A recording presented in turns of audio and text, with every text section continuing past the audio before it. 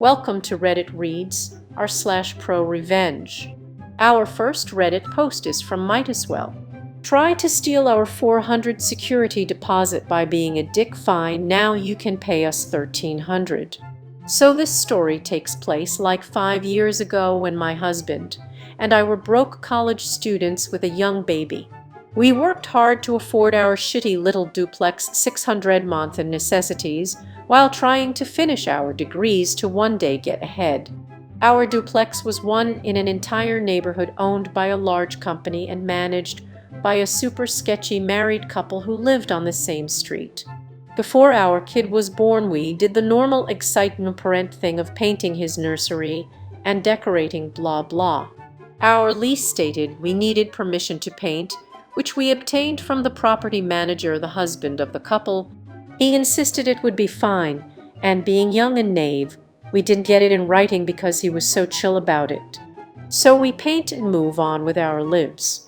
A little while later our lease was up, and we had given notice to vacate as we were moving closer to my husband's school. The property manager was understanding everything was fine, and we scheduled our MoVote inspection. Prior to this inspection, we specifically asked him for the name of the paint color we needed to use when repainting the nursery. He flat out refused to give it, saying it was unnecessary to paint as we'd been there so long I'd be painting the whole duplex anyway.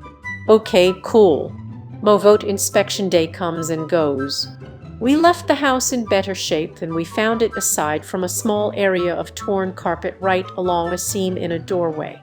The property manager inspected and said everything looked great, and we should get our whole deposit 400 back minus a few bucks for the torn carpet. Sounds good, boss. Enter a period of weeks where we waited and waited for our deposit, eventually leaving messages upon messages with false promises or no return calls at all. Eventually, over a month later, this culminated in a phone call with the property manager where he said, and I remember this almost verbatim, "I don't know what you're so worried about anyway.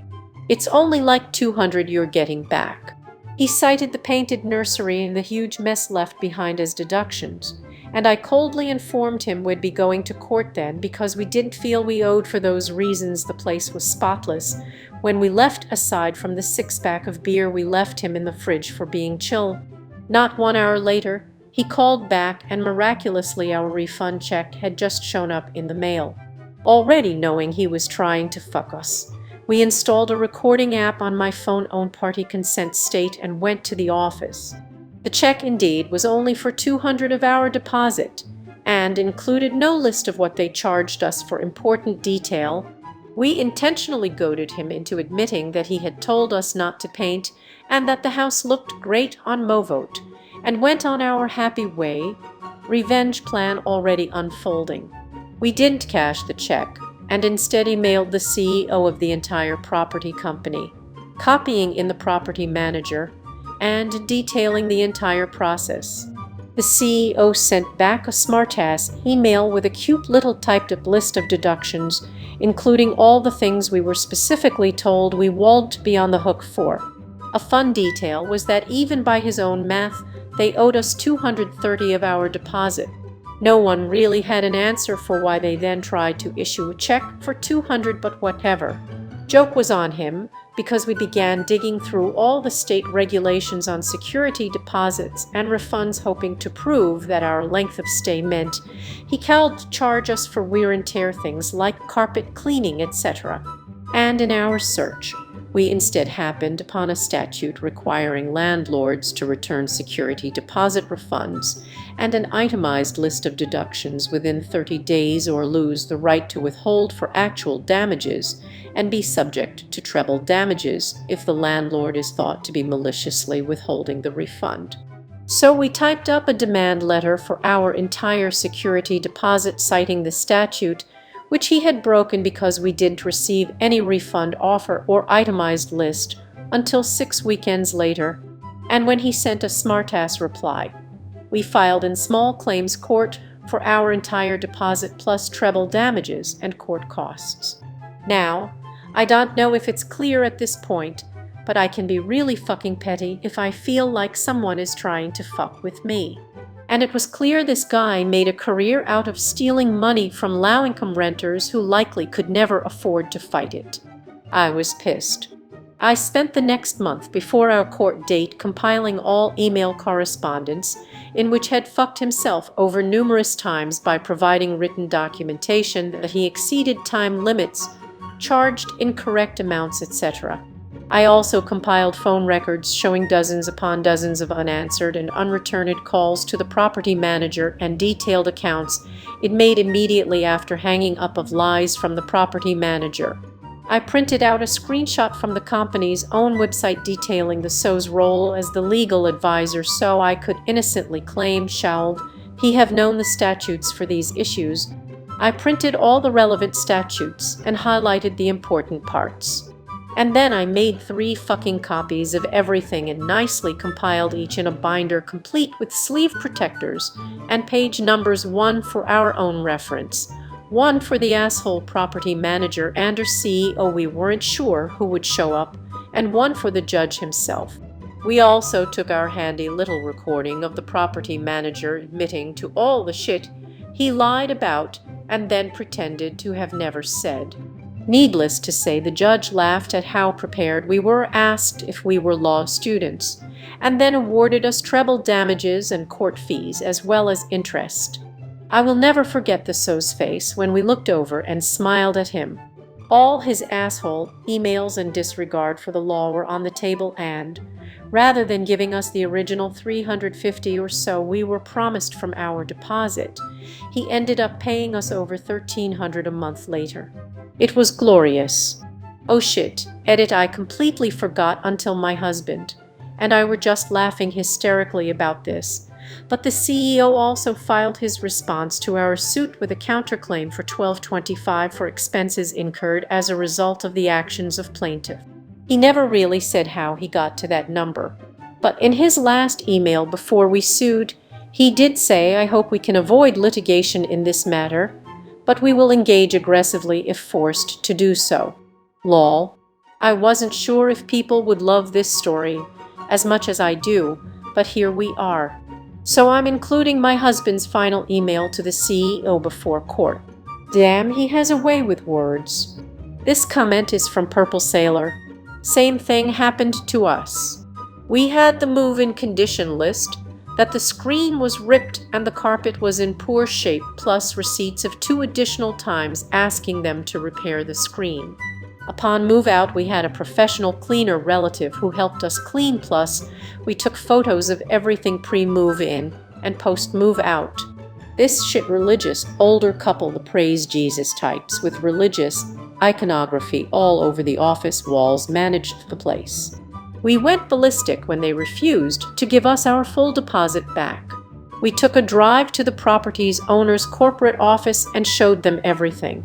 They started an investigation and found they had been ripping everyone off, not doing the required repairs and pocketing the deposits.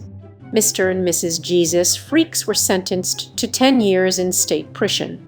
Fight back and always take photos. This comment is from Pseudonym 101. Amazing. What state was this, if you don't mind me asking? This comment is from 76 for 420. There is no need for you to contact us. My favorite part of the whole thing. Savage. Now a word from today's sponsor. Make sure to donate to my Patreon down in the description below to get early access to videos, participate in special patron-only events, and other goodies. Any amount of money is greatly appreciated. It makes it easier for me to make the content that I love making, and I know you guys love too. Now back to the video.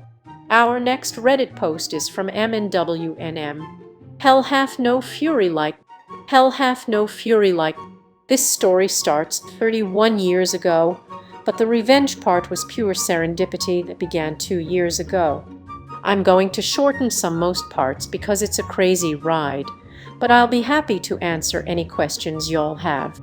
I learned a fuckton on this journey, and part of the reason for this write-up is to share that with others. The beginning, in 1990, when I was just out of middle school and my sister was still in elementary. My dad met his third wife at the only gas station in our town. They soon moved in together, and my dad abandoned us in our basement apartment to live on a shanty houseboat that didn't run to live with her. He would show up every other week and give me $40 for groceries. Eventually, someone figured out the situation and called my mom. We went to live with her, which was, believe it or not, worse. My dad and his shanty wife got married in 1991. Not long after, she called me and told me my dad's brain tumor had returned it hadn't, and that he couldn't handle the stress of being around us. That the only people he could bear to be around was her and her son Shorty, who was my age. When I called my dad to ask if this was true, he said it wasn't, and he just couldn't believe that she would say that to begin with. That was one of our last conversations until 2 years ago. The middle, there's not much in this part. I worked my way through college, living in my car from time to time.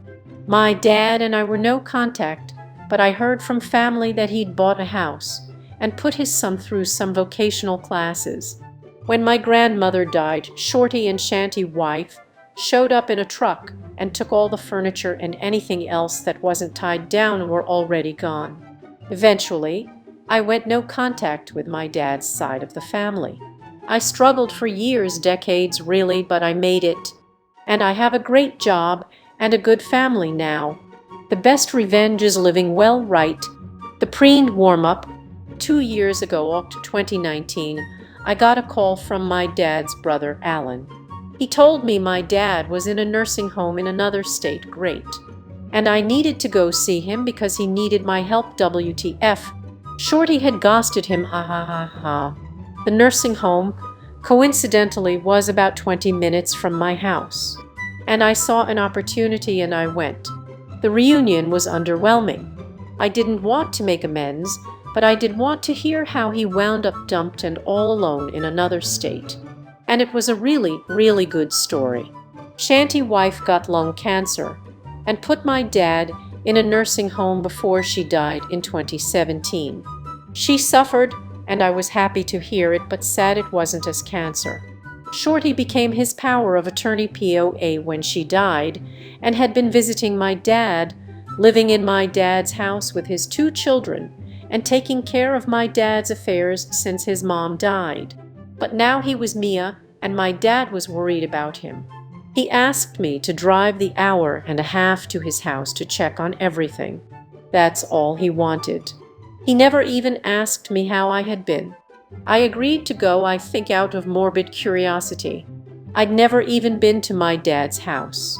I did want to see where he lived with his real family for 30 years. I wanted to see what could have been my life. It was 50 shades of fucking awful. The grass hadn't been cut all summer. You couldn't get to the front door for the overgrowth. There were 3 pickup trucks. In the yard 2 were full of trash.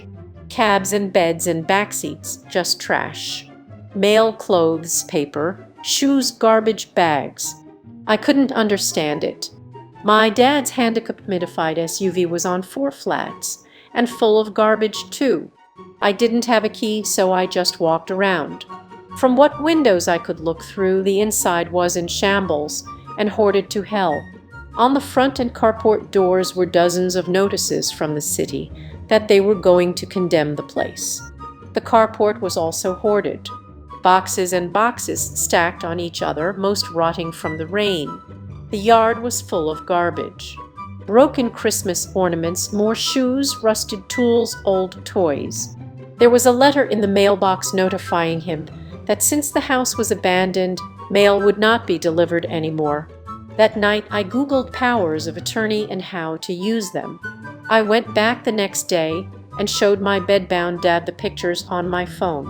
He vowed to beat Shorty's ass, then asked me to help more.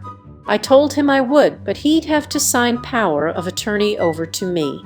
All of it, durable, financial, and medical. If he didn't, he could figure this shit out by himself. He agreed, so I set about finding a lawyer who would drive to another state and do the paperwork in the nursing home. Bless that lawyer for being so good at his job, because all I did was tell him what I knew, and he put together a beautifully bulletproof POA. It was full of stuff I didn't even know I would need. He also filed the paperwork to revoke Shorty's POA. And now I'm unstoppable. We're from a small rural town, and it's the kind of creepy landlocked place that no matter how long you've been gone or how far away you've been, when you go back you'll see someone you know. Even if you don't know you know them. It's like playing 7 degrees of everybody all the time. It's suffocating, but it can also be helpful. The beginning of the end. I got to work the next morning. I didn't know how scorched the earth would be when I finished, and I didn't want Shorty or anyone from his prolific, inbred family trying to find me, so I made sure nothing I did had my name on it. I opened a Google account for my dad and got a Google number. I opened a PO box for him in his town. I put in a mail forwarding notice. I pulled his credit report. I took the POA to my dad's small town bank, changed the address on his accounts and got new account numbers. I requested copies of every transaction back to the day Shanty wife had died, about 13 months worth. I had to go to the main branch, 2 hours from my house, the next day to pick the records up.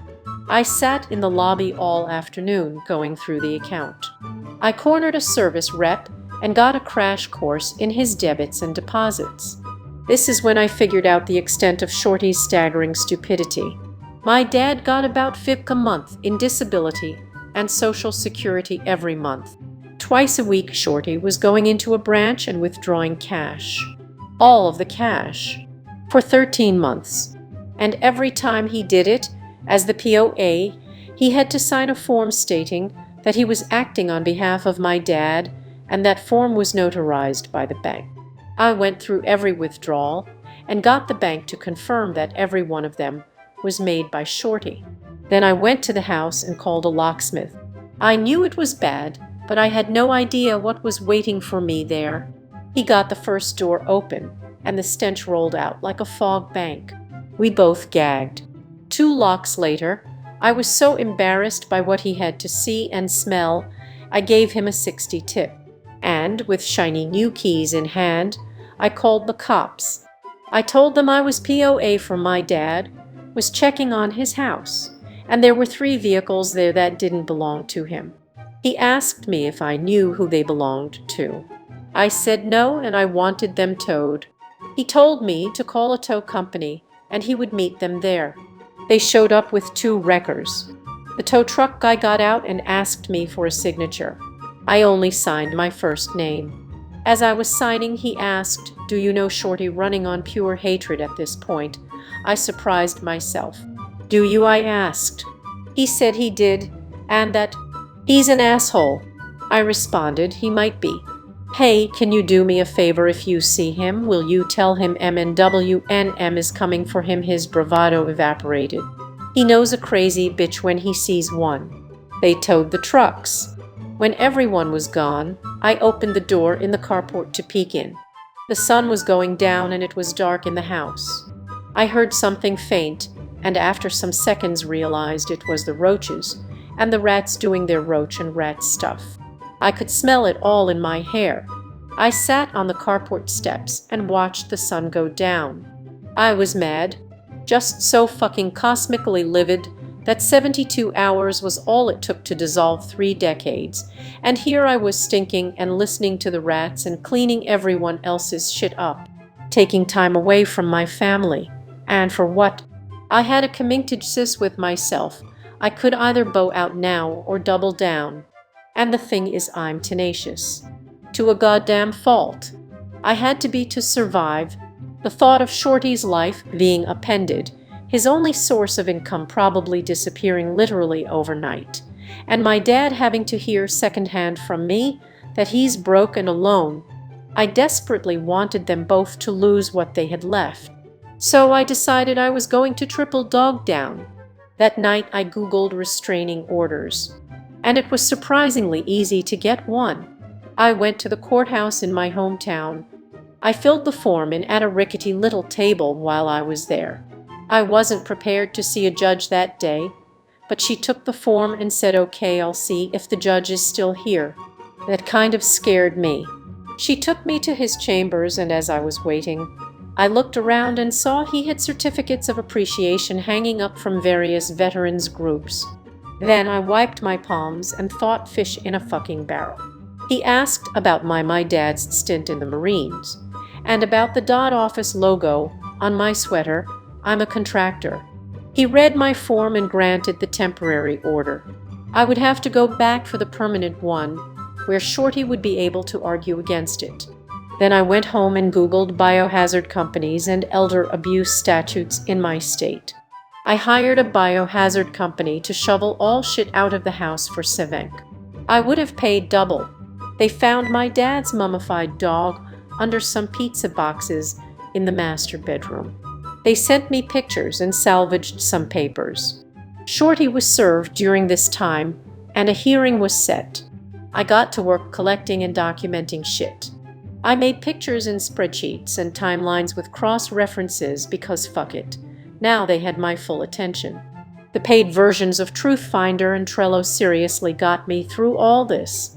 In my spare time, I went to the nursing home and gave my dad Ixton copies of the pictures of his dead dog. From every angle. Before court, I went to the police station nearby and told them I wanted to report an elder abuse crime.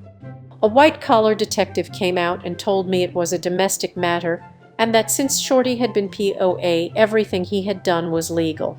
And this was the day I got to teach a small-town detective about the fiduciary responsibilities of a POA. Thanks, Google. I handed him a copy of the statute with the applicable sections highlighted. Then, I handed him a thick folder with bank statements, pictures of the hoarded house and dead dog, a copy of my dad's credit report that showed he was tens and tens of thousands of dollars in debt, and a spreadsheet listing every cash withdrawal with a running total of the stolen amounts. The grand total was just over 130 in cash. That's not including the lost value of the house or the credit cards he opened and used. I told him he could keep that folder since it wasn't the only one I had. Then I told him I would wait for a case number, and I sat down. He came back about 30 minutes later and apologized, said I had a case, and gave me a case number. Then I headed over to the courthouse. This is the end. There were other people there and I had to wait my turn. And while I was waiting, that stupid motherfucker schlepped his sloppy ass into the courtroom by himself and obviously, literally, non-metaphorically dirty. His shoes were untied and that turned my giggle box over. Then it was our turn and we stood up. The same judge asked me some questions, asked him some questions, and asked me if I had any proof. I had a very thick folder of it. The judge asked me if I had gone to the police. Well, yes, sir, I have. Do you have a case number as a matter of fact? The order was granted permanently and for life, but not before the judge halted proceedings and told Shorty he needed a lawyer. Someone told me that the courthouse would have a copy of my dad's 214 discharge papers, so while I was there, I got a copy of those because why not? I also used my POA to take Shanty wife off the deed to the house. That way, if my dad died and it went into probate, Shorty had no immediate claim. I also went and got copies of my dad's birth certificate and Shanty wife's death certificate. Technically, stepchildren can't request that info, but the clerk who waited on me recognized my dad's name and told me she lost her virginity to my Uncle Alan in the 60s and went to my grandparents' funeral. So I got all the forms I wanted. Shanty wife left my dad 50 in life insurance. About 35 of that was left since Shorty was spending my dad's money and not his mom's. So I opened an ally account and transferred every penny over. Then I set up recurring transfers for the monthly deposits. At any given time, there was no more than 100 in his account. I also found a house flipper that paid me enough for the house to pay off his mortgage. That's the thing about probate. There's nothing to fight over if there's nothing there. And I made sure there was fucking nothing there. My dad died thinking he still owned a house. Speaking of which, this is about the time I found my dad's life insurance policies. They were up to date, and Shanty Wife was the beneficiary. My POA didn't allow me to change beneficiaries, but it allowed me to assign them, and since Shanty Wife was dead, there was technically no beneficiary. This is where the death certificates came in handy. I assigned my sister and me as beneficiaries. Irrevocable, too, which means that the only way to change that is for my dad and me and my sister to agree to it.